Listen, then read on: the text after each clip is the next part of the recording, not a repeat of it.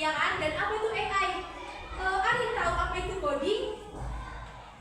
Iya, coding adalah suatu bahasa pemrograman yang digunakan untuk menjalankan suatu sistem. Iya, bagus. Jawaban dari Kania bagus ya. Boleh kita kasih apresiasi untuk Kania. Oke, selanjutnya. Coding itu kan ada beberapa jenis. Ada yang tahu?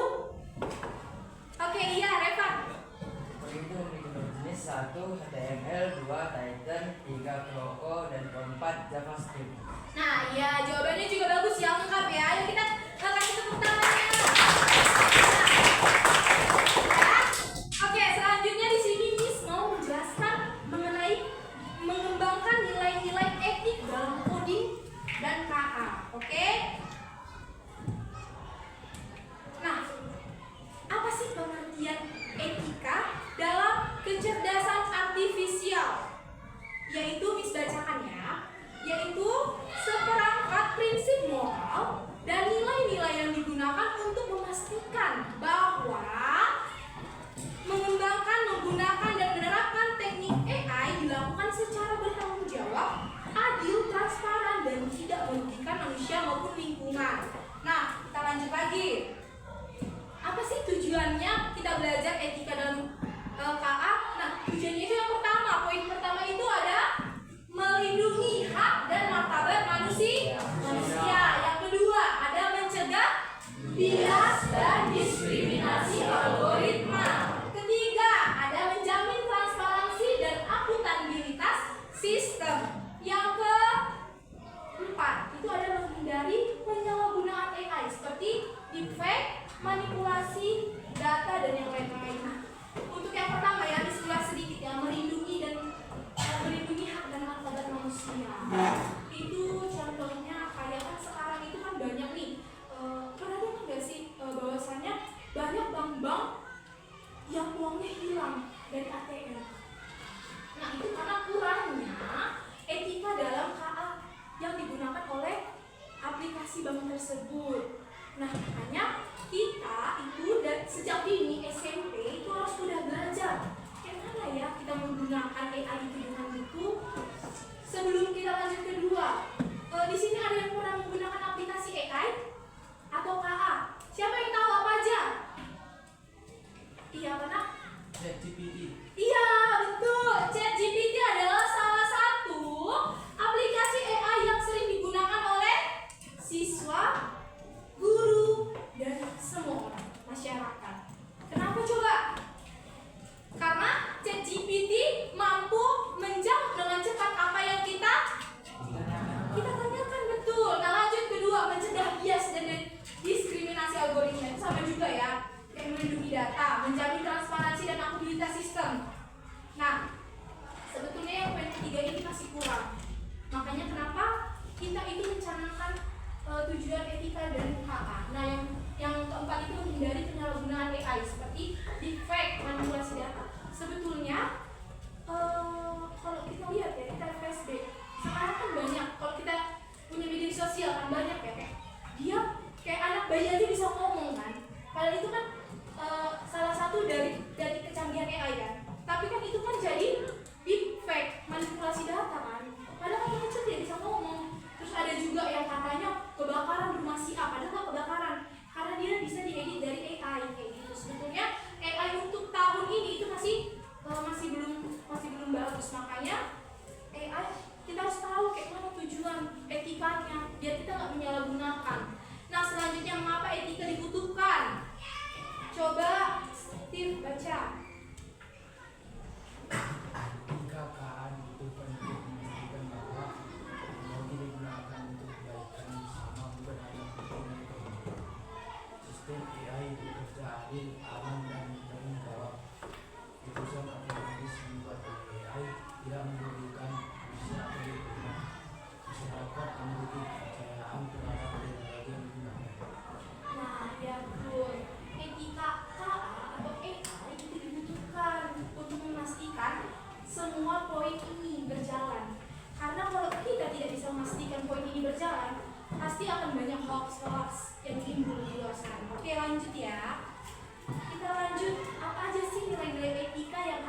kembangkan. Nah, yang pertama itu ada kejujuran.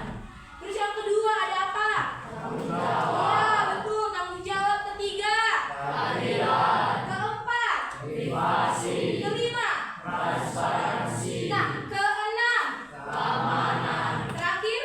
Akuntabilitas. Mungkin kalau menjelaskan lebih rinci kan belum nyampe ya, karena kan sebetulnya coding itu kan baru masuk ya di semester ini. Jadi poin ini itu harus kita gunakan dalam pembelajaran KA dan coding. Kenapa? Biar tidak ada yang hack dan segala macamnya itu. Oke, kita lanjut lagi ya.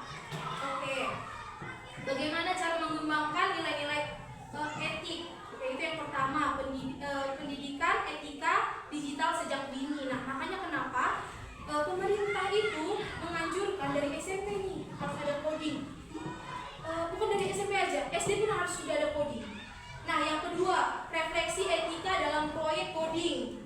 Nah, nanti kita merefleksikan ya, nanti kita ada studi kasus atau contoh kasus. Nah, yang ketiga, itu ada studi kasus dan diskusi kelas. Yang keempat ada simulasi dan role play. Yang kelima ada desain aplikasi berbasis nilai Pancasila dan hak asasi manusia. Nanti kita ke aplikasi ya. Lanjut. Nah, ini ada contoh kasus. Kita telah ya. Yang tadi kan ada 7 kan? Ada 7 nilai-nilai etik. Siapa yang masih ingat? Yang kejujuran. Itu masih ingat kan? Nah, kita lanjut ke contoh kasusnya nih. Miss bacakan ya. Sistem AI penerima siswa baru yang bias. Bias itu tidak transparansi, tidak terlihat. Nah, ceritanya itu kayak gini, contohnya ya. Sebuah dinas pendidikan menggunakan algoritma untuk menyaring siswa ke sekolah favorit. Namun, algoritma itu ternyata menolak lebih banyak siswa dari daerah pinggiran dan kelompok ekonomi lemah.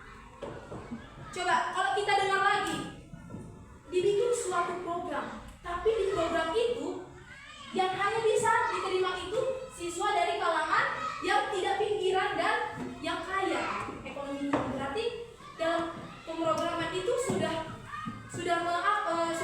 menyimpang dari nilai-nilai etika, yaitu menyimpangnya keadilan, kan tidak adil.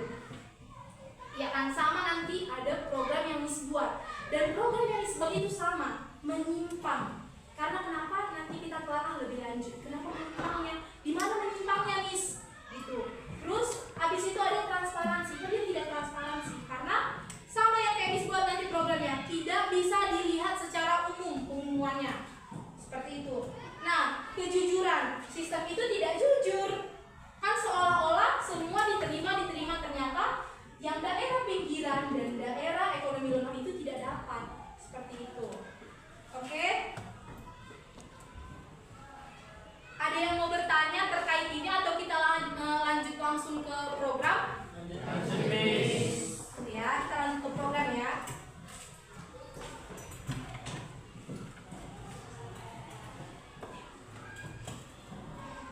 Nah, ini sudah bikin program. Itu sama. Jadi program ini yang disebut adalah penerimaan IRT Quick Reaction Team di salah satu pemerintahan. Nah, ini nggak ini Miss bikin berdasarkan Miss sendiri, kita hanya menelaah aja ya, dan ini tidak digunakan sama pemerintahan itu. Ini Miss bikin buat sendiri untuk kita menelaah apa sih yang menyimpang dari nilai-nilai etik itu. Ya, kita jalankan.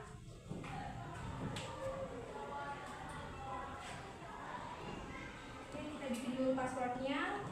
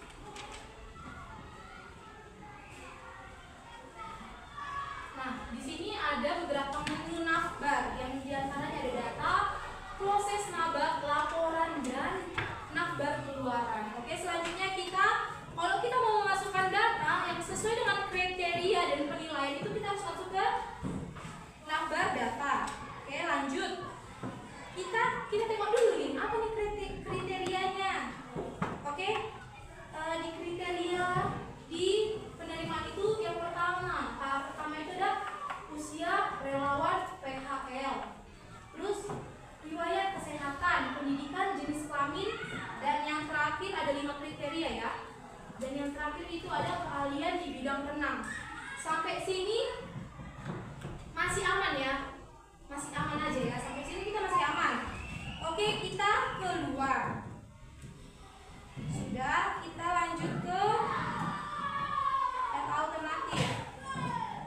Sudah, ke data alternatif.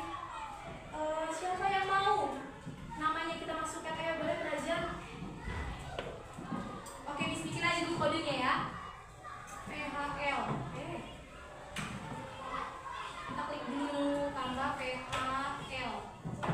Oke, karena ini 15, jadi 15. Silakan Pak. Bikin namanya. Iya, boleh nama.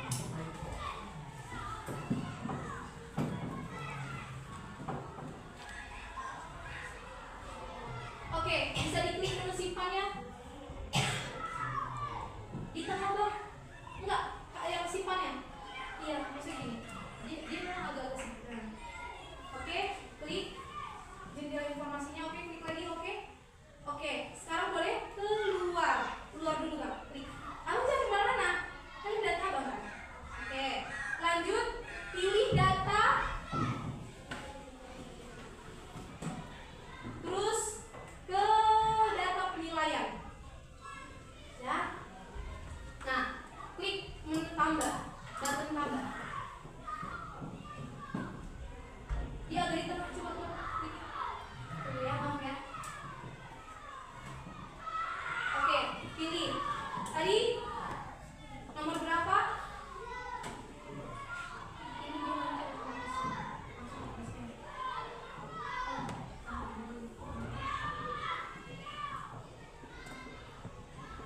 nah, 15. Pilih aja, nanti dia langsung otomatis. Udah? Terus aku pilih. Abang usianya berapa? Ini apa ya? Ini kita masih ceritanya pura-pura bukan dia itu udah besar gitu ya. Pilih. Oke, terus sehat? Oke, sehat. Ya, sehat. Pendidikannya? Ya. Iya, boleh sekali. Oke, ini kita menelaah ya apa-apa aja nih. Lanjut. Pilih. Bisa. Oke, simpan bang. Yes. Oke, udah masuk ya. Udah masuk beserta dengan nilai kriterianya. Oke, makasih bang. Boleh duduk. Satu lagi kita pilih perempuan. Oke, boleh. Ya, disebut dulu ya nak.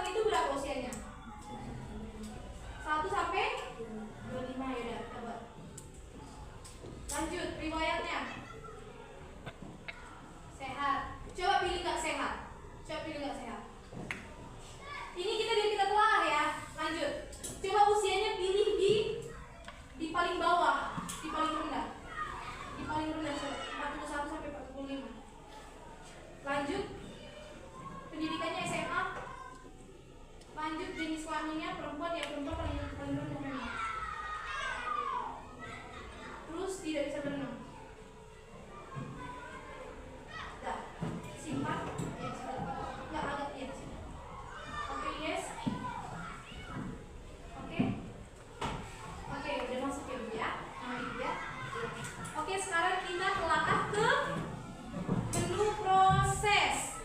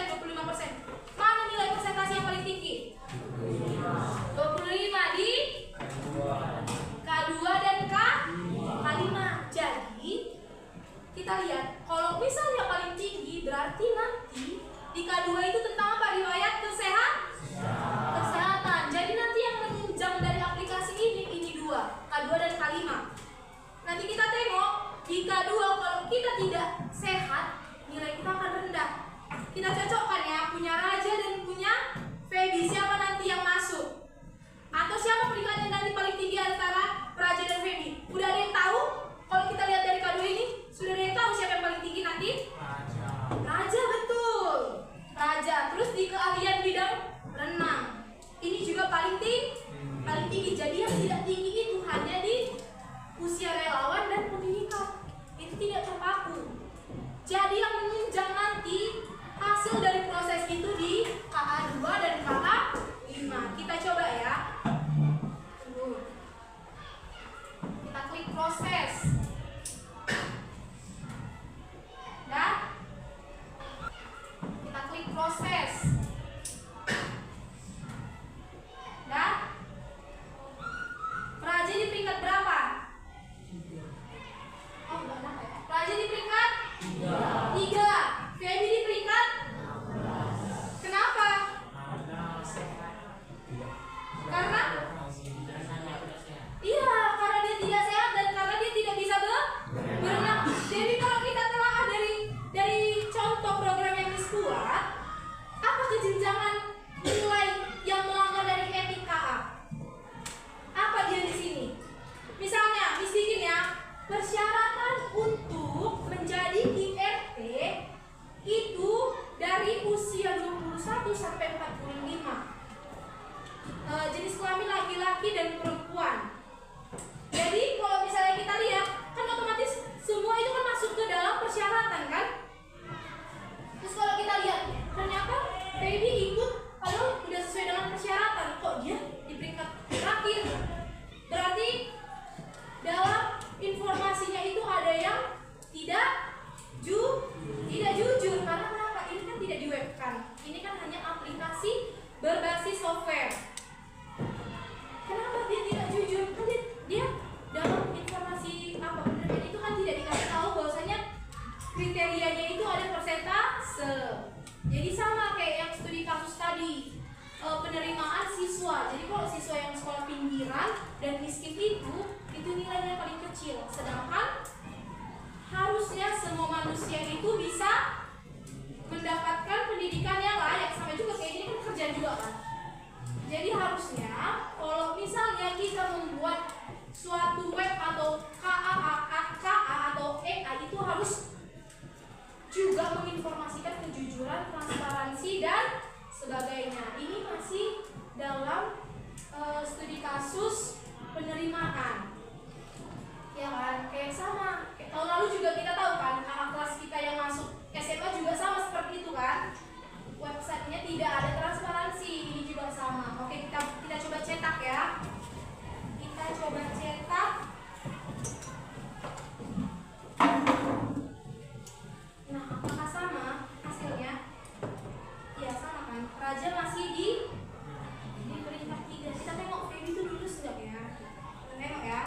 Ini di sini kan informasinya itu kan surat laporan. Berikut ini merupakan surat laporan hasil dari penerimaan kelayakan IRT atau Quick Reaction Team pada kantor daerah Medan yang dimana yang dipilih diambil dari peringkat 1 sampai 12. Raja masuk.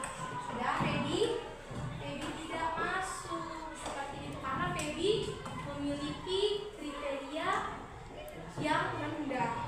Nah, dari website ini kita kan bisa dari aplikasi ini kita bisa tahu juga kan bahwasanya kan dia tidak ada juga kesetaraan gender perempuan. Jenis kelamin perempuan itu kan dibimbing paling rendah nilainya dibanding laki-laki. Coba ya, kita flashback lagi. Kita tengok ya. Kita flashback lagi ke nilai penilaian alternatif. Namanya sudah kayak ya. Kita tengok ya. Jenis kelamin itu masuk ke dalam KA4 ya. KA4 Feby 1. Sedangkan Raja berapa? 5. Itu aja udah tidak jujur kan? Kan beda perbandingannya berapa? 1:5. Karena yang perempuan itu nilainya 1, sedangkan yang laki-laki nilainya 5. Itu sama lagi nih, yang agak-agak jauh. Umur juga. Kami Feby lebih tua cuma dapat 1 poin. Sedangkan Raja lebih muda dia dapat 5 poin. Lanjut lagi ke KA2 juga. Yang sehat itu 5.